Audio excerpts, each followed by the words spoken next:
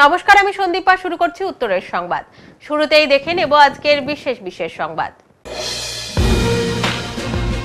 রাস্তা সংস্কারের দাবিতে রাস্তা অবরোধ, বিক্ষোভ, ঘেরাও সহ বিভিন্ন আন্দোলনের পর অবশেষে প্রায় 22 কোটি টাকা ব্যয়ে রাস্তার কাজ শুরু হলেও বিরক্তি এলাকার মানুষের মধ্যে।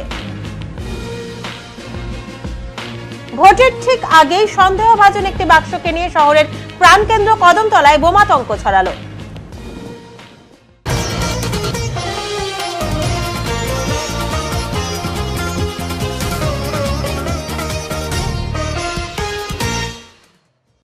ভোটের আগে শহরের প্রাণকেন্দ্রে বোমাতঙ্ক। বুধবার রাতে একটি সন্দেহভাজন বাক্সকে ঘিরে বোমাতঙ্ক সৃষ্টি হয় জলপাইগুড়ি শহরের কদমতলা মোড় সংলগ্ন এলাকায়। এদিন এলাকাবাসীরা নর্দমাতে একটি সন্দেহজনক বাক্স দেখতে পান, যা দেখে বোমাতঙ্ক সৃষ্টি হয় সম্পূর্ণ এলাকায়। সঙ্গে সঙ্গে খবর দেওয়া হয় জলপাইগুড়ি কোতোয়ালি থানায়। ঘটনার খবর পেয়ে ঘটনাস্থলে ছুটে আসে কোতোয়ালি থানার পুলিশ এসে বাক্সটিকে উদ্ধার করে নিয়ে যায়। পুলিশ সূত্রে খবর, বোমাতঙ্কর খবর পেয়ে ঘটনাস্থলে ছুটে যান তারা এবং এসে দেখেন এটি একটি সিমেন্টের বাক্স। বাক্সটিকে উদ্ধার করে নিয়ে যাওয়া হয়। বর্তমানে এলাকার পরিস্থিতি নিয়ন্ত্রণে আছে। অপরদিকে এলাকাবাসী জানান, আমরা রাত 8টা নাগাদ একটি বাক্স দেখতে পাই, যা দেখে আমাদের মনে হয় সেটি বোম। পরে পুলিশ এসে দেখে সেটি একটি সিমেন্টের বাক্স। সেটি জানতে পেরে আমরা আতঙ্কমুক্ত হই। এখানে একটা বাক্সের মতন রাখা ছিল। আমি বাড়ি থেকে আসতাম সন্ধ্যাবেলা, তখন আমার এই যে স্টাফরা বললো যে এখানে কি বাক্সের মতন রাখা আছে, ওরা আতঙ্কতে ছিল। তারপর ওই বাক্সের মধ্যে উপরে লেখা ছিল 15 CM। তো তাতে আমাদের একটু ভয় ধরে গেলো যে কি না কি আছে ব্যাপারটা। তারপরে পুলিশকে ইনফর্ম করলাম। তারপরে পুলিশ ওনারা এখন আসছেন দেখতে ব্যাপারটা। কি না আপনার? আমার নাম অনিল কুমার ভার্মা। রাস্তার ধারে দোকানের মিষ্টি খেয়ে এবারে প্রচারে নামলো জলপাইগুড়ি লোকসভা কেন্দ্রের প্রার্থী নির্মল চন্দ্র রায়। বুধবার রাতে জলপাইগুড়ি পৌরসভার বিভিন্ন ওয়ার্ডে প্রচার সারলেন তিনি। তৃণমূল কংগ্রেসের নির্মল চন্দ্র রায়ের সাথে ছিলেন জলপাইগুড়ি পৌরসভার চেয়ারপারসন পাপিয়া পাল সহ অন্যান্য তৃণমূল কংগ্রেসের নেতা ও কর্মীরা। এদিন বাবুপাড়া থেকে বিভিন্ন জায়গায় প্রচার করলেন নির্মল চন্দ্র রায়। বিভিন্ন দোকানে গিয়ে ভোট চাইলেন। এরপর মিষ্টির দোকানে গিয়ে মিষ্টি খেলেন তিনি। এরপর কদমতলা, থারামোড় ইত্যাদি জায়গায় দোকান ব্যবসায়ীদের সাথে কথা বলেন এবং তিনি আশাবাদী তার ভোটের প্রচারে দারুণ সাড়া পাচ্ছেন তিনি, তাই এবারের নির্বাচনে তিনি বিজয় লাভ করবেনই। চেয়ারপারসন বলেন, ডক্টর নির্মল চন্দ্র রায়কে আমরা প্রার্থী করেছি। লোকসভা আসনে তিনি বিজয় লাভ করে জলপাইগুড়ির উন্নয়নকে এগিয়ে নিয়ে যাবেন।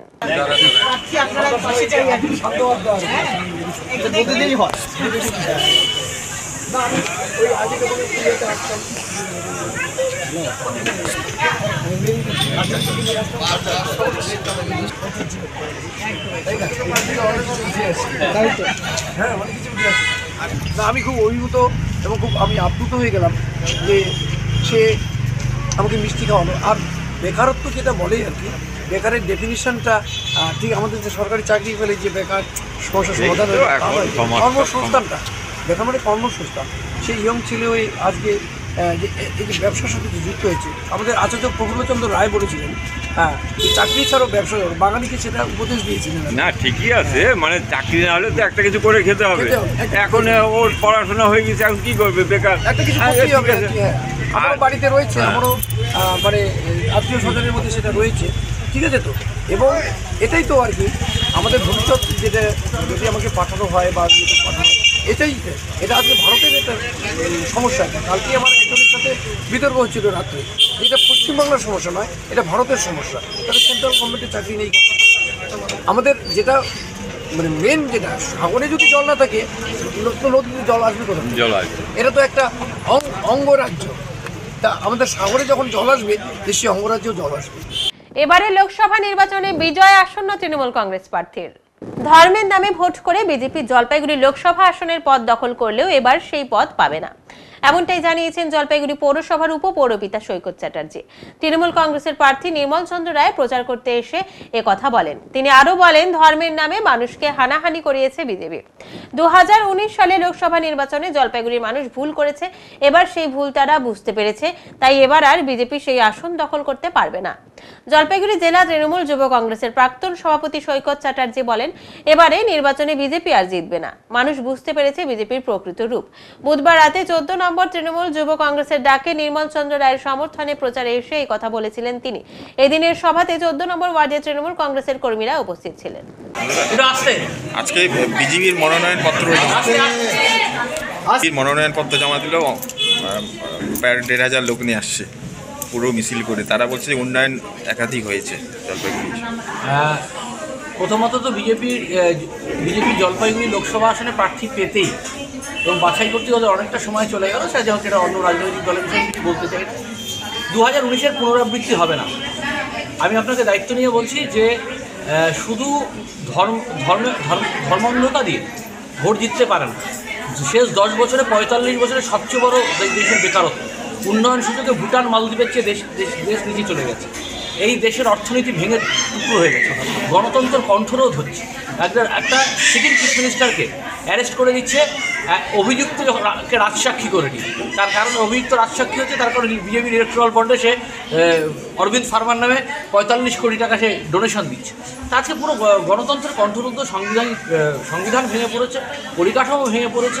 আজকে বিজেপি জিতবে না জলপাইগুড়ি লোকসভা, আপনাকে দায়িত্ব নিয়ে বলছে। আর ভেবেছে তো মানে ধর্ম করে জিতবে, এবার সপাটে চট্টা খাবে। টাইম এসে গেছে। মানুষ সে গণতন্ত্র যখন আক্রান্ত হয়, ওই ইলেকশনের আগে 100 টাকা গ্যাসের দাম কমিয়ে ইলেকশন কমপ্লিট হলে আবার গ্যাসের দামটাকে 1400 করে দেবো, এই পরিকল্পনা নিয়ে আর দেশের মানে সমস্ত প্রার্থীকে তো প্রধানমন্ত্রীকে ফোন করতে হচ্ছে। গুজরাটে দুজন ওদের মানে যাদেরকে নমিনেট করেছে গুজরাটে লোকসভায় দাঁড়ানোর জন্য, তারা নির্বাচন দাঁড়ায়নি। আসানসোলে যাকে নমিনেট করেছিল তিনি নির্বাচন বিজেপির হয়ে লড়ছে না।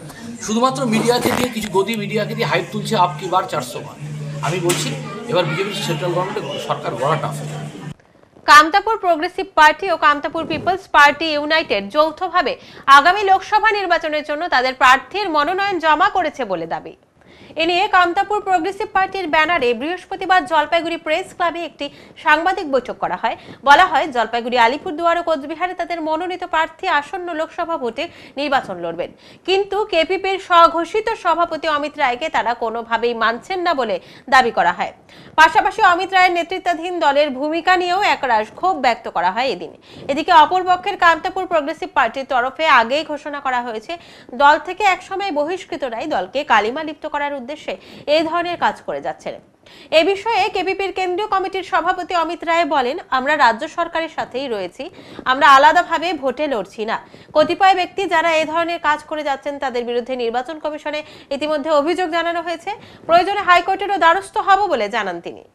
প্রেস মিটের দুটো উদ্দেশ্য, একটা হচ্ছে আমরা কামতাপুর প্রোগ্রেসিভ পার্টি এবং কামতাপুর পিপলস পার্টি ইউনাইটেড মিলে আমরা যৌথভাবে জলপাইগুড়িতে আমরা নির্বাচনে প্রতিদ্বন্দ্বিতা করছি, যার আমাদের প্রার্থী হচ্ছে মানবেন্দ্র রায়, স্কুল শিক্ষক মানবেন্দ্র রায় আমাদের প্রার্থী। এবং সাথে সাথে আমরা কুচবিহারও ক্যান্ডিডেট হিসেবে ক্যান্ডিডেট দিচ্ছি এবং আলিপুরদুয়ারও আমরা ক্যান্ডিডেট দেওয়া আছে। এক নম্বর বিষয় হলো এটা। দ্বিতীয় নম্বর বিষয় হলো, আমরা আজকে পেপার, পত্রিকা এবং বিভিন্ন সোশ্যাল মিডিয়ার মাধ্যমে জানতে পারলাম কামতাপুর প্রোগ্রেসিভ পার্টির কে কালিমালিপ্ত করছে বলে এই ধরনের একটা মানে খবর পেলাম, যেটা অমিত রায় নাকি কমপ্লেন করেছে। সেই বিষয়টাকে ক্লিয়ার করার জন্য আমরা আজকে প্রেস বাইটটা দিচ্ছি। না, অমিত রায়ের বিরুদ্ধে আমাদের অভিযোগ নেই, তবে অমিত রায় যে বক্তব্যগুলো দিয়েছে আর কি পেপার, পত্রিকায় বা সোশ্যাল মিডিয়াতে দেখলাম যে কামতাপুর প্রোগ্রেসিভ পার্টি নির্বাচনে প্রতিদ্বন্দ্বিতা করছে না, কামতাপুর প্রোগ্রেসিভ পার্টি রাজ্য সরকারকে সহযোগিতা করে রাজ্য সরকারের মানে সহযোগী দল হিসেবে থাকতে চাইছি। তো আমরা আজকে পরিষ্কার করে দিতে চাই, কামতাপুর প্রোগ্রেসিভ পার্টি কারো মানে ব্যক্তিগত সম্পত্তি না। কামতাপুর প্রোগ্রেসিভ পার্টি কোনো প্রাইভেট লিমিটেড কোম্পানি না যে বাবা তৈরি করে দিয়ে গেছে তার ওয়ারিশ সূত্রে ছেলে প্রাপ্ত হবে। কামতাপুর প্রোগ্রেসিভ পার্টি একটা ভাবাবেগের দল। কামতাপুর প্রোগ্রেসিভ পার্টি এখানকার মাটির মানুষের অভাব, অভিযোগ, দুর্দশা ঘোচানোর জন্য দলটা তৈরি করেছে। কামতাপুর প্রোগ্রেসিভ পার্টিতে অমিত রায়ের কামতাপুর প্রোগ্রেসিভ পার্টিতে ভূমিকা 0%, 0 থেকেও যদি কম হয় তাও বলা যাবে যে কামতাপুর প্রোগ্রেসিভ পার্টিতে অমিতের কোনো ভূমিকা নেই। ভূমিকা ছিল আমাদের স্বর্গীয় অতুলবাবু। তো কামতাপুর প্রোগ্রেসিভ পার্টিতে যে উনি নিজেকে সভাপতি হিসাবে বলতে চাইছে, ঘোষণা করছে, সেই কামতাপুর প্রোগ্রেসিভ পার্টির সভাপতি হওয়ার ওনার যোগ্যতা তো নেই। সে নিজেও জানে না যে কামতাপুর আন্দোলন করতে গিয়ে কত মানুষ ঘরছাড়া হয়েছে, কত বোনের ভাই হারিয়েছে, কত মা তার ছেলে হারিয়েছে। Kamtapur operation, Kamtapur all clear, Kamtapur crackdown, Kamtapur operation flush out, এই যে বিভিন্ন সময় বিভিন্ন রকমভাবে অত্যাচারিত হয়েছে আমাদের মানুষগুলো। অমিত রায় একটা নাম বলুক, যে এই কামতাপুরি আন্দোলনে এই আন্দোলনটার সময় আমি ছিলাম বা এই আন্দোলনটা আমি নিজের স্বচক্ষে দেখেছি। যে কামতাপুরি আন্দোলনের সম্পর্কে জানেই না সে কামতাপুরীর ভাবাবেগে কীভাবে গুরুত্ব দিবে বা সে কামতাপুরীর দলের সভাপতি হওয়ার তার যোগ্যতা কতখানি। তো সে নিজেকে স্বঘোষিত সভাপতি হিসাবে দাবি করছে এবং সেই স্বঘোষিত সভাপতির কথায় আমরা গুরুত্ব না দিয়ে কামতাপুরের জনগণ এখানকার ভূমিপুত্র যারা যারা আছেন সবাই কামতাপুর প্রোগ্রেসিভ পার্টি এবং কেপিপির যে ক্যান্ডিডেট সেই ক্যান্ডিডেটকে বিপুলভাবে ভোট দিয়ে যাতে এই ক্যান্ডিডেটকে জয়যুক্ত করা যায় তার জন্য আমরা কামতাপুর প্রোগ্রেসিভ পার্টির পক্ষ থেকে আবেদন জানাচ্ছি। কামতাপুর প্রোগ্রেসিভ পার্টির ফাউন্ডার অতুল রায় মারা যাবার পরে বুথ স্তর থেকে শুরু করে জেলা স্তর সমস্ত রকমের কর্মীর সাথে সাধারণ সভার মাধ্যমে অমিত রয় মানে আমাকে কামতাপুর প্রোগ্রেসিভ পার্টির প্রেসিডেন্ট নির্বাচন করা হয় 3 বছর আগে। 3 বছর থেকে আমি কামতাপুর প্রোগ্রেসিভ পার্টির প্রেসিডেন্ট হিসেবে আমি রেলরক্ষো করেছি, তার সাথে সাথে আমি জনসভা করেছি, বিভিন্ন ডেপুটেশন দিয়েছি এবং আমাদের দলীয় কর্মীদের স্বতঃস্ফূর্তভাবে কাজ করার জন্য যা কিছু দরকার আমি কাজ করেছি। আজকে যারা এসে দাবি করছে যে অমিত রয় কামতাপুর প্রোগ্রেসিভ পার্টির প্রেসিডেন্ট নয়, তাহলে বিগত 3 বছর ধরে তারা কোথায় ছিল? আমি যেটা বলতে চাচ্ছি যে আজকে 3 বছর আগে তারা কোনো কিছু করেনি, আজকে ইলেকশন মাথার উপরে এসছে, আজকে ইলেকশনের জন্য তারা এসে এখানে দাবি করছে যে তারা দলের প্রেসিডেন্ট। তাহলে এতদিন তারা কোথায় ছিল? তাদের কাছে যদি প্রুফ থাকতো, কোনো ডকুমেন্টস থাকতো, তাহলে তারা সাবমিট করে নাই কেন?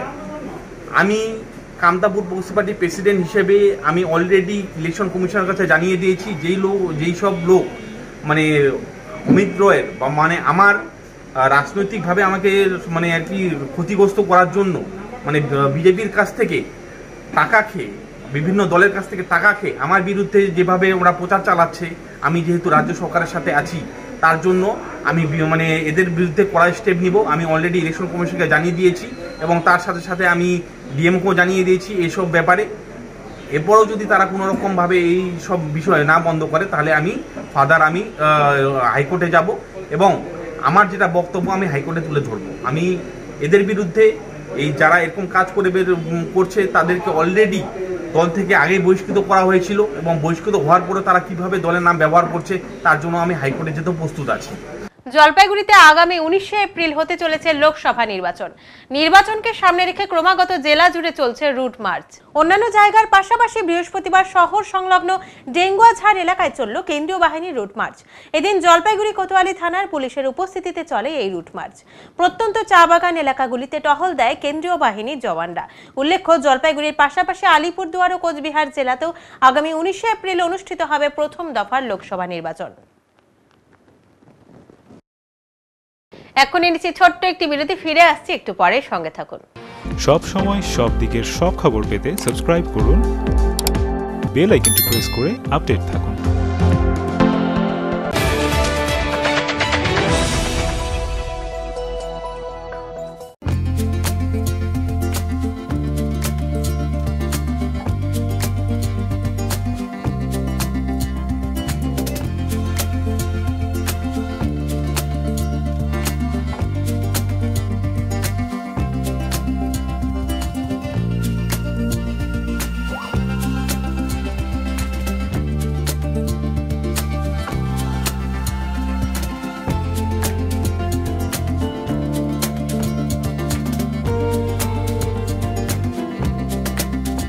আপনার শহরে প্রসিদ্ধ লৌহ বিপণী কেএস আয়রন হাউসের তরফে সকলকে জানাই প্রীতি ও শুভেচ্ছা। এখানে আপনি পাবেন নামি দামি ব্র্যান্ডের সকল প্রকার লৌহ সামগ্রীর বিপুল সম্ভার। এখানে পাবেন square pipe, round pipe, angle, square bar, পাতি, শীট, টিনের বিভিন্ন আইটেম। এছাড়াও রয়েছে all type of grill and আলমারি ফ্যাক্টরি আইটেম। প্রতিষ্ঠিত মার্বেল ব্যবসায়ী দীপেন্দ্র চক্রবর্তী ও তার সহধর্মিনী মৌসুমী চক্রবর্তীর কেএস আয়রন হাউসে প্রতিটি জিনিসই পাবেন রিজনেবল প্রাইসে। তাই এবার আর বাইরে ছুটতে হবে না আপনাদের। লোহা ও লৌহজাত সামগ্রী সুলভ মূল্যে কিনতে তাই আজই আসুন। আমাদের ঠিকানা কেএস আয়রন হাউস, 4 নম্বর ঘুমটি, জলপাইগুড়ি।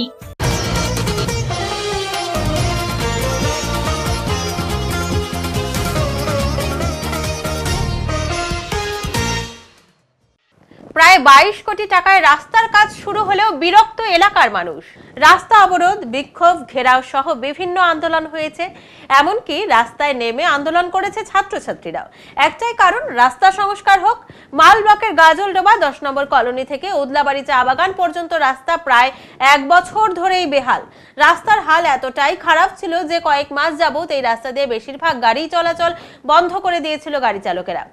অথচ গুরুত্বপূর্ণ এই রাস্তা দিয়ে গজলডোবা, তিস্তা ব্যারেজ, মুখ্যমন্ত্রীর স্বপ্নের প্রকল্প ভোরের আলো, শিলিগুড়ি এবং জলপাইগুড়ি চলাচল করে সব গাড়ি। দীর্ঘ আন্দোলনের ফলে গত 3 মাস আগে সেই রাস্তার কাজ শুরু হয়। সেই সময়ে জানা গিয়েছিল বর্ষার আগেই রাস্তা পুরোপুরিভাবে তৈরি হয়ে যাবে, কিন্তু বাস্তবে তা হয়নি। বর্তমানে এই রাস্তা দিয়ে কোনো গাড়ি চলাচল করতে পারছে না, আর এতেই বিরক্ত এলাকার মানুষ। গাজলডোবা এলাকার বাসিন্দাদের অভিযোগ, ঠিকাদার সংস্থার ঠিকঠাক কাজ না করার জন্যই রাস্তার হাল আরো খারাপ হয়েছে।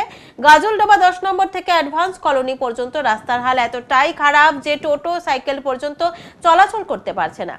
বাসিন্দাদের অভিযোগ, রাস্তার কাজ খাপছাড়া ভাবে করা হচ্ছে। গত কয়েকদিনে বৃষ্টির কারণে রাস্তার হাল আরো খারাপ হয়েছে। রাস্তায় ভরে গেছে কাদা, যার ফলে গাড়ি সেই রাস্তা দিয়ে চলাচল করতে পারছে না। অথচ গত 3 মাস আগে নারকেল ফাটিয়ে পুজো দিয়ে রাস্তা নির্মাণ কাজের উদ্বোধন করেন গাজলডোবা এলাকার বাসিন্দা তথা মাল পঞ্চায়েত সমিতির সভাপতি প্রমীলা মাতব্বর ও সহ সভাপতি সুশীল কুমার প্রসাদ। এই রাস্তা খারাপের জন্য সভাপতিকে ঘুর পথে মালবাজার অফিসে আসতে হচ্ছে। মাল পঞ্চায়েত সমিতির সহ সভাপতি সুশীল কুমার প্রসাদ বলেন, সড়কটি নির্মাণ হলে যান চলাচল ব্যবস্থার উন্নতি হবে, এতে জনগণ উপকৃত হবে, গজলডোবায় পর্যটকদের আনাগোনা বাড়বে। কিন্তু কেন ঢিলেমি দিয়ে কাজ হচ্ছে তা খতিয়ে দেখা হচ্ছে। স্থানীয় মানুষ দীনবন্ধু মণ্ডল, শ্যামল সরকার, জয়ন্ত হাওলাদার বলেন, দীর্ঘদিনের দাবি পূরণ হওয়ায় খুশি ছিলাম আমরা, কিন্তু যেভাবে রাস্তার কাজ হচ্ছে তাতে আমরা মর্মাহত। কবে এই রাস্তার কাজ শেষ হবে তার কোনো ঠিক ঠিকানা নেই। এই যে রাস্তায় ভালো না, রাস্তা খুব খারাপ, কাদা হয়ে যায় প্রচুর। কবে থেকে এটা এই তো বৃষ্টি হওয়ার পরে হচ্ছে আর কি। কদিন ধরে তো এমনিও খারাপ ছিল। আপনি কি সবজি নিয়ে বা যান? হ্যাঁ, আমি সবজি নিয়ে এসে। অসুবিধা হয় না? অসুবিধা হয়, স্লিপ পড়ে গাড়ি নিয়ে পড়ে যাচ্ছে না, পরে একদিন গেছিলাম। তাই তো এইভাবে খাপছাড়া কেন বানাচ্ছে রাস্তা? এখন কতদিনে কাজ হয়, কাজ করতেছে, এখন যে কতদিনে করে কতদিন না করে, এখন কি করবে? এখানকার লোকের অসুবিধা হয় না? এখানকার লোকের তো অসুবিধা হয়, রাস্তা খারাপ, দোকান পাশার চলতেছে। আপনাদেরও তো অসুবিধা? আমাদেরও যাওয়ার অসুবিধা হয়, আসার অসুবিধা। গাড়ি ঘোড়া চলে? গাড়ি ঘোড়া তো এইভাবেই চলে। আপনার নাম?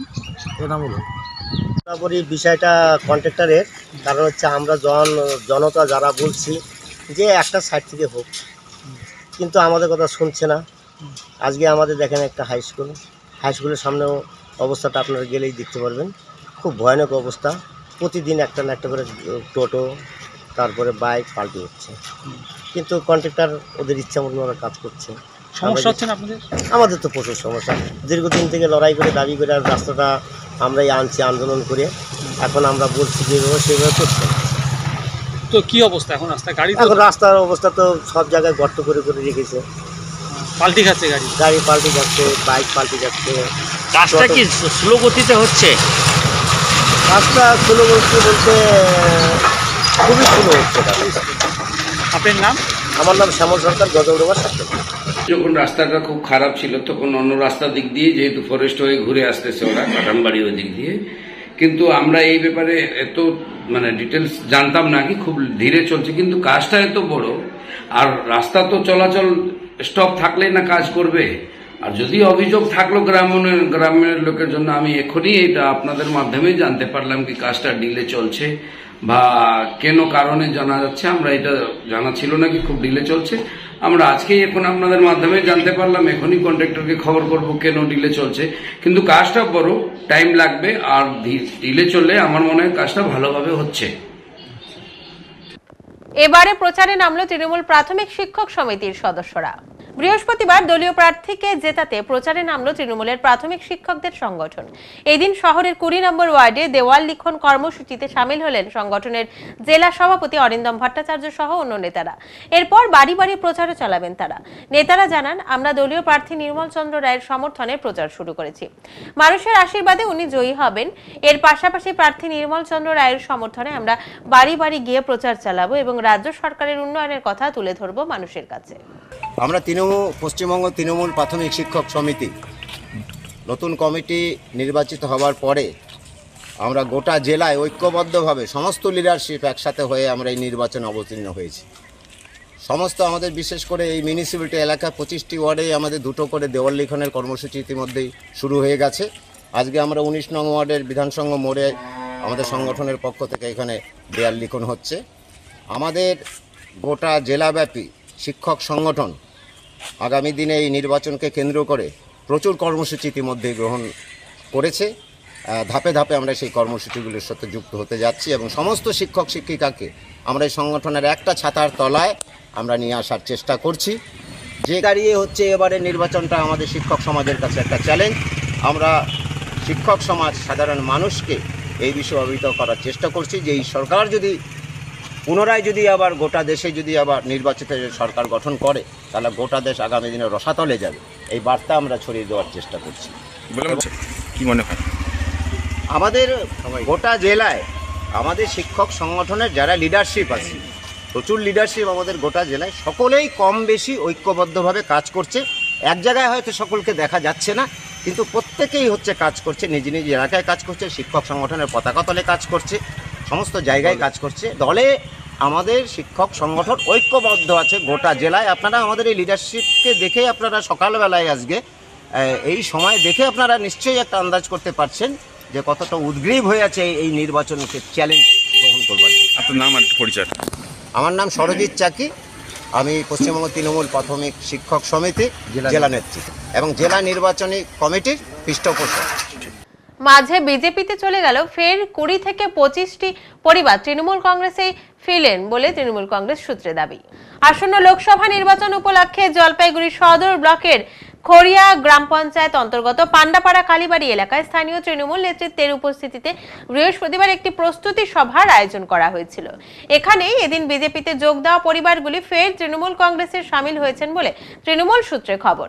তৃণমূলের খড়িয়া অঞ্চল সভাপতি সুভাষ চন্দ্র বলেন, বিগত পঞ্চায়েত নির্বাচনের প্রাক্কালে 156 নম্বর বুথের 20 থেকে 25টি পরিবার বিজেপিতে যোগদান করেছিল, কিন্তু আজ তারা দলে প্রত্যাবর্তন করেছেন। তৃণমূল কংগ্রেসের সাথে আগামী দিনে উন্নয়নের সাথে তারা সামিল হলেন বলে তিনি জানান। আজকে আমাদের 2024 লোকসভা নির্বাচনের প্রস্তুতি সভা ছিল।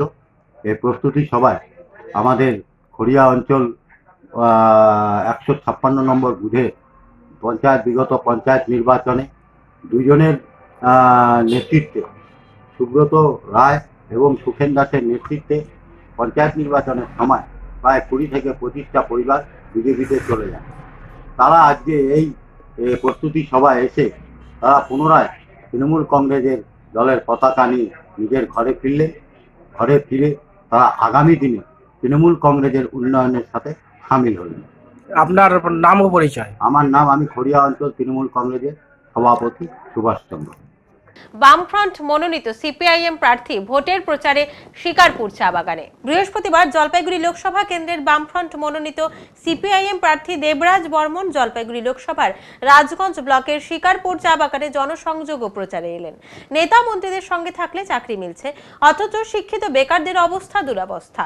মূলত সঠিক অধিকার ও কাজ পাইয়ে দেওয়ার দাবিতে পার্লামেন্টে আওয়াজ তোলা হবে। প্রচারে গিয়ে এমনটাই বললেন দেবরাজ বর্মন। তাদের ভবিষ্যৎ নিয়ে তারা ছিনিমিনি খেলছে, তাদের ভবিষ্যৎটাকে অন্ধকারের দিকে ঠেলে দিচ্ছে। তো আমাদের দাবি এটাই যে আমরা একটি বিকল্প সমাজ ব্যবস্থার কথা বলছি, বিকল্প ব্যবস্থার কথা বলছি, যেখানে হচ্ছে শিক্ষান্তে মানে পড়াশোনা শেষে তার যে যোগ্যতা, সেই যোগ্যতা অনুযায়ী সম্মানীয় মজুরিতে এবং সম্মানীয় পারিশ্রমিকে তার একটি কাজ তাকে হচ্ছে দিতে হবে। এটা একটা মানুষের অধিকার হবে। এই কাজের অধিকার প্রতিষ্ঠার দাবিতেই আমাদের লড়াই। এই লড়াইকে আমরা দিল্লির বুকে, পার্লামেন্টের বুকে নিয়ে যেতে চাই। সেজন্য আমাদেরকে কাস্তে হাতুড়ি তারকা চিহ্নে বিভিন্ন বামফ্রন্টের প্রার্থী। তো আমাদের এই দেশের যে বেকারত্ব, দেশের যে যুব সমাজ ক্রমশ একটা আশাহীনতা, নিরাশার মধ্যে ডুবে যাচ্ছে চাকরি না থাকার জন্য, কর্মসংস্থান না থাকার জন্য, তার বিকল্প হিসাবে আমরা যে ব্যবস্থা, যে কাজের অধিকারের দাবি নিয়ে লড়ছি, সেই দাবিকে আমরা দিল্লির বুকে নিয়ে যেতে চাই। সেই জন্যই আপনাদের কাছে নিবেদন, আপনাদের কাছে আবেদন যে আপনারা আমাদের বামপন্থী প্রার্থীদের বিপুল ভোটে জয়ী করুন এবং এই যে দাবি, বেকার ছেলেমেয়েদের দাবিটাকে আমরা যাতে দিল্লিতে নিয়ে যেতে পারি, আমাদের সেই ইয়েতে আপনারা সহায়তা করুন। আপনাদের সহায়তাই আমাদের হাতিয়ার। এখন নিচ্ছি ছোট্ট একটি বিরতি, ফিরে আসছি একটু পরে, সঙ্গে থাকুন। সব সময় সব দিকের সব খবর পেতে সাবস্ক্রাইব করুন, বেল আইকনটি প্রেস করে আপডেট থাকুন।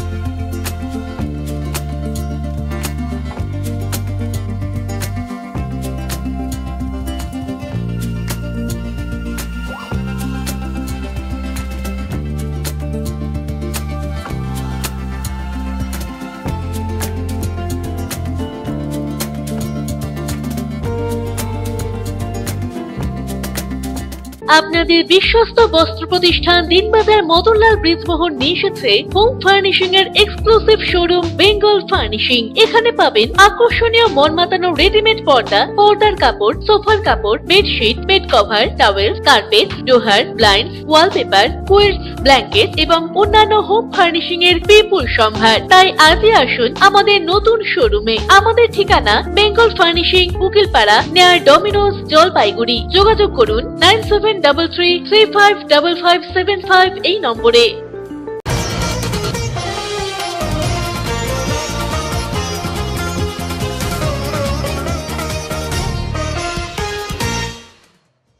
বাড়ির থেকে বেরিয়ে নিখোঁজ হলেন বয়স 33-এর যুবক রবি রায়। জলপাইগুড়ির খড়িয়া গ্রাম পঞ্চায়েতের দক্ষিণ সুকান্ত নগরে নিখোঁজের বাড়ি। জানা গেছে গত 21শে মার্চ মায়ের সঙ্গে মামার বাড়িতে যান রবি। সেখানে কয়েকদিন থেকে গত 24শে মার্চ সকালে বাড়িতে ফিরে আসেন, কিন্তু ওদিন সকাল 11টা নাগাদ বাড়ি থেকে বেরিয়ে আর ফিরে আসেননি বলে দাবি পরিবারের। অবশেষে এ নিয়ে একটি নিখোঁজ ডায়েরি করা হয় জলপাইগুড়ি কোতোয়ালি থানায়। নিখোঁজ রবি রায়ের বাবা পেশায় রিক্সা চালক নারায়ণ রায় বলেন, এ নিয়ে ছেলে 6 বার নিখোঁজ হলো। মানসিক ভারসাম্যহীন সে। কোনো সহৃদয় ব্যক্তি যদি তার খোঁজ বা সন্ধান পেয়ে থাকেন তাহলে এই নাম্বারে যোগাযোগ করার অনুরোধ করা হচ্ছে পরিবারের তরফে। মোবাইল নাম্বারটি হলো 7384253828। হ্যাঁ, কিভাবে জানলেন আপনারা? আমরা জানলাম, আমরা এইদিকে খোঁজাখুঁজি করলাম, রাত্রেবেলা আসে না, বাড়িতে আসে না, 12টা একটার সময় ঢুকে যায়, ওই ছেলেটা নাই। নিখোঁজ হয়ে গেছে, মাথায় ডিফেক্ট আছে। আপনার মানে আপনার ছেলে মেয়ে কজন আর কত নম্বর এই ছেলে? এটা হলো 3 নম্বর ছেলে। 3 নম্বর ছেলে না? এর আগেও কি বাইরে থেকে বেরিয়ে যেত? হ্যাঁ, এইটা নিয়ে 4 বার হলো, এইটা নিয়ে 6 বার হলো। 6 বার নিখোঁজ হয়ে গেছিলো, পাইছি এইবার নিয়ে। তো আপনারা থানায় ডায়েরি করেছেন? থানাতে ডায়েরি করলো। তো কি মনে হচ্ছে যে ছেলে নিখোঁজ নাকি অন্য কিছু? না, ছেলে বাড়িতে নিখোঁজ আছে, পাওয়া যাচ্ছে না। কোথায় বাড়ি? কি নাম আপনার? সুকান্তনগর কলোনি। কি নাম আপনার? আমার নাম হলো নারায়ণ রায়। আর ছেলের নাম কি? রবি রায়। বয়স কত? বয়স 33। বিয়ে শাদী করছে ছেলে? না, এটা বিয়ে শাদী করেনি, ছোট ছেলের বিয়ে। এখন আবহাওয়া সংবাদ।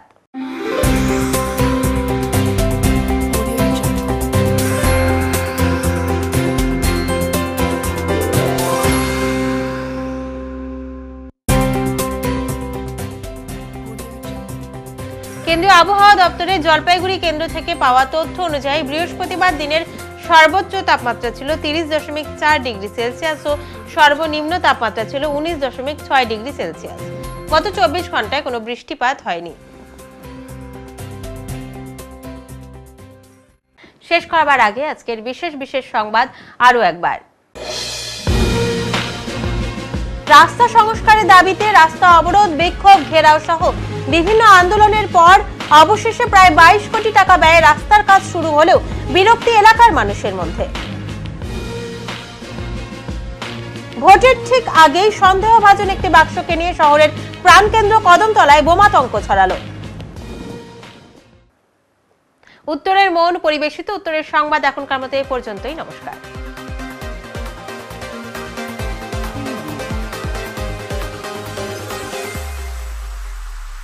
Preview.